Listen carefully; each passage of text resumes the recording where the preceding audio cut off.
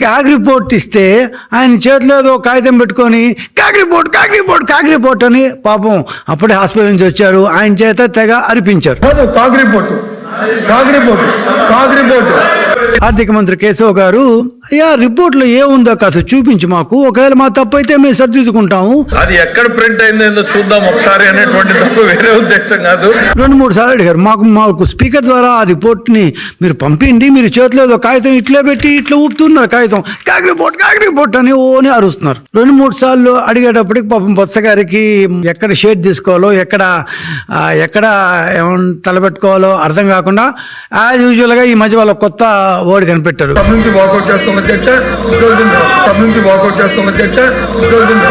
మేము వాకౌట్ చేస్తున్నాం.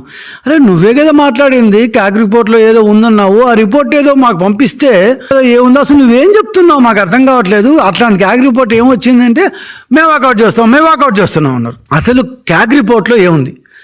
క్యాగ్ రిపోర్ట్లో ఎవరిని ఏమన్నా అన్నారా? మా గవర్నమెంట్ ఏమన్నా అన్నారా? వాళ్ళ గవర్నమెంట్ ఏమన్నా అన్నారా? అంటే ఇవాళ ఎందుకు ఈ విషయం గురించి మాట్లాడాలనిపిస్తుంది అంటే, కంప్ట్రోలర్ ఆడిటర్ జనరల్ రిపోర్టుని మేము గత 5 సంవత్సరాల్లో, వైసీపీ ఉన్న 5 సంవత్సరాలు చాలాసార్లు ఇదే ప్లాట్ఫామ్ మీద నుంచి నేను, మా సహచరులు చాలామంది, మా పార్టీ వాళ్ళు ఉదహరించడం జరిగింది. కంప్ట్రోలర్ ఆడిటర్ జనరల్ రిపోర్ట్ అంటే అదొక బైబిల్ లాంటిది అనే ఒక భావంతో మేము ఉండేవాళ్ళం. కాబట్టి ఖచ్చితంగా ఈ రిపోర్ట్లో ఇలా చెప్పారు, ఈ రిపోర్ట్ చెప్పారు, వైసీపీ చేయడం తప్పు అని మేము 10 సార్లు క్యాగ్ రిపోర్టుని ఉదహరించాం. కాబట్టి ఆ క్యాగ్ రిపోర్ట్లో నిజంగా ఏముందో అని ఆంధ్రప్రదేశ్ ప్రజలకు తెలియజేయాల్సిన అవసరం, దానికి మా డిఫెన్స్ కూడా. ఎందుకంటే అసెంబ్లీలో పూర్తి అయిపోయింది, దాని అసెంబ్లీలో ఇవాళ లేదు. కాబట్టి అసలు క్యాగ్ రిపోర్ట్లో ఏముంది, దాని మీద మా యొక్క డిఫెన్స్ ఏంటి, అసలు క్యాగ్ రిపోర్ట్లో ఏమన్నారు. ఓకే, సో క్యాగ్ రిపోర్ట్కి సంబంధించి 2024-25 అంటే 2024 ఏప్రిల్ నుంచి 2025 మార్చి దాకా ఆ పర్టికులర్ సంవత్సరానికి సంబంధించింది. మా గవర్నమెంట్ అధికారంలోకి వచ్చింది ఎప్పుడు? 2024 జూన్ 12వ తారీఖున మేము ప్రమాణ స్వీకారం చేసాం. అంటే జూన్ 12వ తారీఖున మేము ప్రమాణ స్వీకారం చేసామంటే 2024 ఏప్రిల్, 2024 మే అండ్ జూన్ 12 దాకా ఈ 2.5 నెలల పాటు, దాదాపు 72 రోజుల కట్టి చెప్పాలి, 72 రోజులు అంటే 2 నెలల 12 రోజుల పాటు క్యాగ్ రిపోర్ట్ ఏదైతే సంవత్సరం చెప్తుందో ఆ సంవత్సరంలో 2 నెలల 12 రోజుల పాటు అధికారంలో ఉండింది వైసీపీ పార్టీ. అంటే క్యాగ్ రిపోర్ట్లో దాదాపు పావు వంతు వైసీపీ పార్టీ అధికారంలో ఉంది. ఓకేనా, సరే. ఆ నివేదిక ప్రకారం క్యాగ్ ఏం చెప్పిందంటే, మొత్తం అప్పులు అంటే 2024 ఏప్రిల్ నుంచి 2025 మార్చి దాకా మొత్తం అప్పులు 81,071 కోట్లు, 81,071 కోట్లు అప్పు చేశారు అని చెప్పింది. ఓకే, ఫెయిర్ అన్నఫ్. కానీ అది దాని ముందు సంవత్సరం కంటే 16% ఎక్కువ అనింది.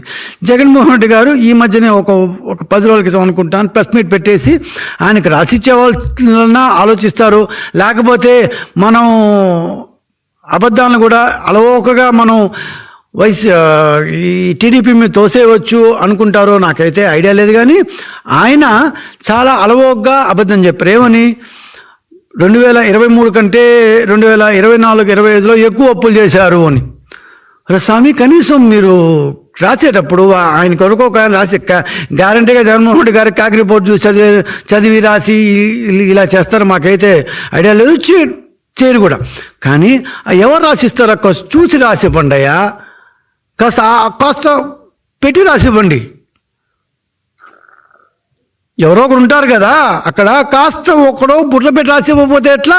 నేను 10 సార్లు చూపిస్తున్నా, ఇక్కడ ఉందనే అనుకుంటున్నాం. ఎందుకంటే 2024-25 సంవత్సరంలో ఏప్రిల్ మే మాసాల్లో అధికారంలో ఉండింది వైసీపీ ప్రభుత్వం, అంటే ఎలక్షన్ల ముందు. మేము వచ్చింది ఇందాక నేను చెప్పినట్టు జూన్ 12వ తేదీ ప్రమాణ స్వీకారం. అంటే ఈ 2 నెలల పాటు చేసిన అప్పులు బ్రహ్మాండంగా చేశారు. వస్తాను డీటెయిల్స్లోకి. బ్రహ్మాండంగా చేశారు. అప్పుడు ఏముందని అప్పు చేశారో అసలు అర్థం కాదు. ఆ 2 నెలల్లో అంటే అధికారం దాదాపు ఎలక్షన్ పూర్తి అయిపోయిన తర్వాత కూడా ఎలా అప్పులు చేస్తారు వీళ్ళు? ఎలక్షన్ 14th పూర్తి అయిపోతే ఆ తర్వాత కూడా అప్పులు చేశారు. ఎందుకు చేశారో, ఏం ఖర్చు పెట్టారో? ఆ 2 నెలల అప్పు వైసీపీ లెక్కలోకి వస్తుంది కదా.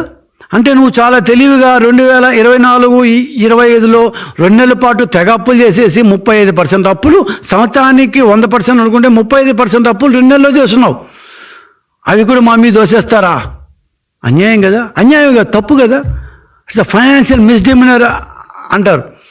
అంటే నువ్వు ప్రజలకి క్యాగ్ రిపోర్ట్ కూడా ఇంటర్నెట్లో పోయి కనీసం చూడలేంత వెరిబాగులో జగన్మోహన్ రెడ్డి గారు మీ యొక్క దృష్టిలో మామూలు ప్రజలు. లెక్క ఏంటంటే కాగ్ నివేదిక 2024-25 మొత్తం ఆర్థిక సంవత్సరాన్ని కవర్ చేస్తుంది. ఏ పార్టీ అధికారంలో ఉన్నా ఆ మొత్తం ఆర్థిక సంవత్సరానికి ఇచ్చింది. అప్పుల సంఖ్యలో 2024 ఏప్రిల్ మేలో వైసీపీ గవర్నమెంట్ చేసిన అప్పులు కూడా ఉంటాయి.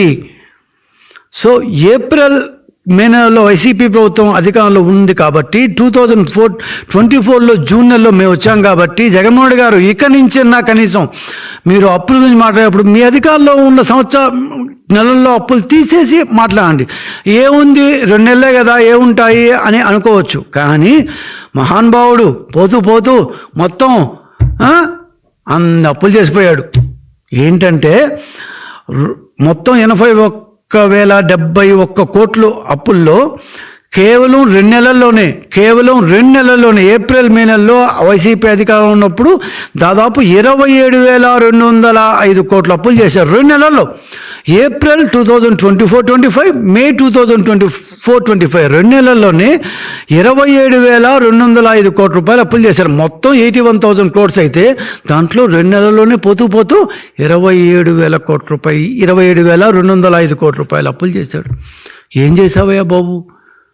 4,300 కోట్ల రూపాయలు ఫీజు రియంబర్స్మెంటు అప్పు పెట్టేసిపోయావు. 1,35,000 రూపాయలు వెండర్లకి, టీచర్లకి, డిఏలకి, కాంట్రాక్టర్లకి వీళ్ళందరికీ అప్పు పెట్టేసిపోయావు. ఇవంతా చేయకుండా ఏం చేశావు దేవుడి కనుక? ఏమేమి చెల్లింపులు నీ కావాల్సినలోకి చేసుకున్నావు? సో 81,000 కోట్లు 27,000 కోట్లు నువ్వు చేసిన అప్పు. అంటే 2000 జూన్ నెలలో మేము వచ్చాము. ఆ నెలతో అయితే జూలై నుంచి మార్చి దాకా అంటే 10 నెలల్లో, నాట్ ఈవెన్ 10, 9 నెలల్లో మేము చేసింది కేవలం 53,000 కోట్ల అప్పు మాత్రమే. సో క్యాగ్ నివేదిక ఏదైతే చెప్పిందో క్యాగ్ ప్రకారం టెక్నికల్గా వాళ్ళు కరెక్ట్ అయినా కూడా ప్రజలు తెలుసుకోవాల్సింది ఏంటంటే మేము 81,000 కోట్ల రూపాయలు 2024-25లో చేయలేదు. అది వైసీపీతో కలిసి చెప్పిన అప్పు. మేము చేసింది కేవలం 53,000 కోట్ల రూపాయలు మాత్రమే. 27,000 కోట్ల రూపాయలు అంటే కరెక్ట్గా చెప్పాలంటే 27,000 కోట్ల 205 కోట్లు 27,205 కోట్ల రూపాయల అప్పు ఏప్రిల్ మేలో ఎలక్షన్ అయిపోగానే రిజల్ట్స్ వచ్చే ముందు జగన్మోహన్ రెడ్డి చేసి పెట్టిపోయిన అప్పు. మళ్ళీ మేము అప్పులు ఏం చేయలేదు, మేము సూపరు, మేము అది అంటుంటారు. ఎలక్షన్ అయిపోయిన తర్వాత కూడా ఎలక్షన్ 14వ తేదీ మే 14, 2024 పూర్తి అయిపోతే ఆ తర్వాత కూడా అప్పు చేసిన ఘనపాటీన. అంటే ఆ 2 నెలల్లోనే మొత్తం అప్పులో మీరు 33.5% అప్పు చేస్తే మిగిలిన 66% మేము అప్పు చేసాం. గవర్నమెంట్ నడపాలి, నువ్వు మాకు 0 దాన్ని ఇచ్చిపోయినావు. సో ఏప్రిల్లో 11,497 కోట్లు, మేలో 15,708 కోట్లు వెరసి 27,205 కోట్లు ఎలక్షన్ ముందు వెనకాల అప్పు చేసిన గనుడివి నువ్వు. ఆ అప్పంతా మా మీద దోసేస్తూ ఉంటావు.